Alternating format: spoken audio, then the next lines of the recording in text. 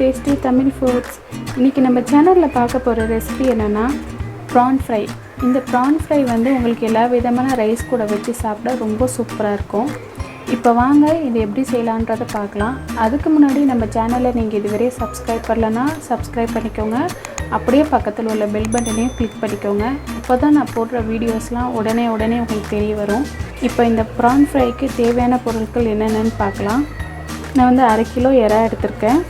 அதை நல்லா க்ளீன் பண்ணி மஞ்சள் போட்டு கழுவி வச்சிருக்கேன். இந்த நடுவுல உள்ளதெல்லாம் கூட எடுத்து மஞ்சள் போட்டு வாஷ் பண்ணி வச்சிருக்கேன். 1/2 கிலோ எறா, 2 டீஸ்பூன் மிளகாய் தூள், 1/2 டீஸ்பூன் மஞ்சள் தூள், 1 டீஸ்பூன் இஞ்சி பூண்டு பேஸ்ட், 1/2 டீஸ்பூன் தனியா தூள், 1/2 டீஸ்பூன் கரம் மசாலா, 1/2 டீஸ்பூன் மிளகு தூள், எண்ணெய் 3 டேபிள் ஸ்பூன், உப்பு தேவையான அளவு. இப்போ வாங்க फ्रेंड्स எப்படி செய்யலாம்ன்றதை பார்க்கலாம். ஃபர்ஸ்ட் நம்ம எறால மசாலா போட்டு நல்லா ஊற வச்சுக்கணும் ஒரு 10 நிமிஷத்துக்கு. அதுக்கு மசாலா சேர்த்துக்கலாம். மிளகாய் தூள், மஞ்சள் தூள், இஞ்சி பூண்டு பேஸ்ட், தனியா தூள், கரம் மசாலா, மிளகு தூள், உப்பு தேவையான அளவு. இப்போ இது எல்லாத்தையும் சேர்த்துட்டு நல்லா மிக்ஸ் பண்ணிக்கலாம். இந்த மசாலா போடுறதுக்கு முன்னாடி எறால கொஞ்சம் கூட தண்ணி இருக்கக்கூடாது. தண்ணியை ஃபுல்லாக ட்ரை பண்ணிவிட்டு அப்புறம் மசாலா போட்டு மிக்ஸ் பண்ணுங்கள்.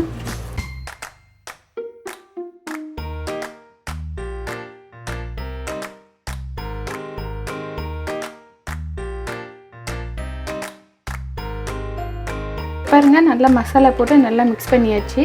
இப்போ இது ஒரு 10 நிமிஷம் அப்படியே ஊறட்டும். 10 நிமிஷம் ஊறினா போதும், அதுக்கப்புறம் செஞ்சிடலாம். இப்போ இது ஒரு 10 நிமிஷம் ஊறட்டும். பாருங்கள், எறா நல்லா ஒரு 10 நிமிஷம் ஊற வச்சாச்சு. இப்போ பேனை அடுப்பில் வச்சுட்டேன். பேனை நல்லா சூடாயிடுச்சு. இதில் எண்ணெய் சேர்த்துக்கலாம். இப்போ எண்ணெயும் நல்லா சூடாயிடுச்சு. இப்போ இதில் நம்ம எறாவை சேர்த்துக்கலாம். எறாவை சேர்க்கும் போது கொஞ்சம் கூட தண்ணி இருக்கக்கூடாது. ஏன்னா எறா வந்து நிறையா தண்ணி விடும். அந்த தண்ணியிலே தான் நம்ம எறாவை வேக வைக்கணும்.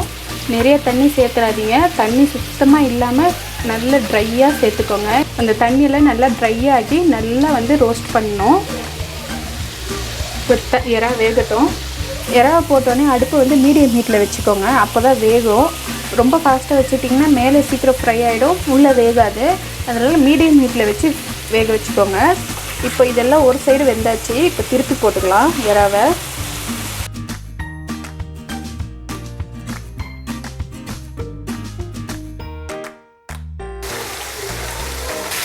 பாருங்கள், எறா எல்லாம் திருப்பி போட்டாச்சு. இப்போ இந்த சைடும் மீடியம் ஹீட்டில் வச்சு வேக வச்சுக்கலாம். பாருங்கள், இன்னொரு சைடும் வந்து நல்லா வந்து வேக வச்சாச்சு. 2 சைடு எறா வந்து நல்லா வெந்துடுச்சு. இப்போ வந்து என்ன பண்ணணும்னா அடுப்பை சிம்மில் வச்சுட்டு ஃபுல் சிம்மில் வச்சுக்கோங்க. மீடியம் ஹீட்டு கூட வேண்டாம்.